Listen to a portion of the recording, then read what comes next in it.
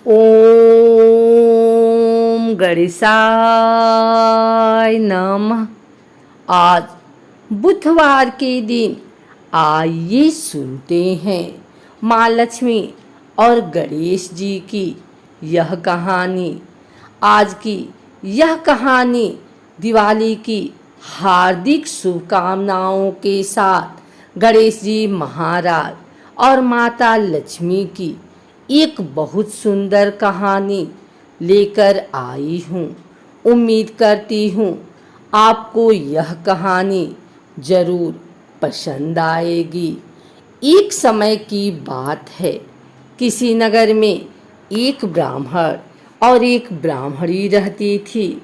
दोनों ने घर के मंदिर में गणेश जी और लक्ष्मी जी की मूर्ति स्थापित कर रखे थे। ब्राह्मण प्रतिदिन उनकी सेवा पूजा करता था और ब्राह्मणी भोजन बनाती, उनको भोग लगाती थी। ब्राह्मण के घर बस एक ही कमी थी, वह दोनों आपस में छोटी छोटी बातों को लेकर झगड़ते थे।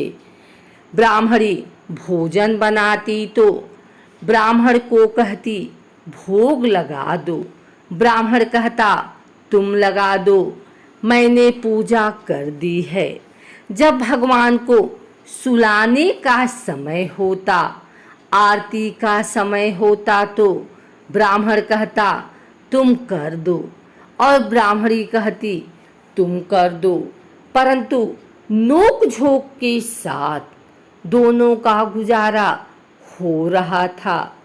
कार्तिक का महीना था और दीपावली का दिन था। ब्राह्मणी ने भोजन बनाया और ब्राह्मण को कहा भोग लगा दो। ब्राह्मण इस बात से फिर दोनों में नोक झोंक शुरू हो गई। गणेश जी महाराज लक्ष्मी जी से बोले यह दोनों तो बहुत लड़ते हैं, हम किसी और के घर जाकर आसन ग्रहण करते हैं। वे दोनों ब्राह्मण के घर से चल दिए। कुछ ही दूर पर एक घर में पहुँचे तो देवरानी जेठानी आपस में लड़ रही हैं। घर का आंगन गंदा पड़ा है, जूठे बर्तन इधर उधर बिखरे पड़े हैं, भोजन पानी की कोई व्यवस्था नहीं है। लक्ष्मी जी बोली यहाँ तो मैं बिल्कुल नहीं रहूंगी। दूसरे घर गए तो देखा बहू अपने सास से लड़ रही थी। वहाँ भी बर्तन सब ऐसे ही पड़ा था, भोजन पानी का कहीं कोई नाम नहीं था। तीसरे घर गए, वहाँ ननद भाभी लड़ रही थी। चौथे घर गए, वहाँ भाई भाई आपस में लड़ रहे थे। अकेले ही जिसके भी घर जाते कुछ न कुछ बुरा वहाँ उन्हें मिलता था।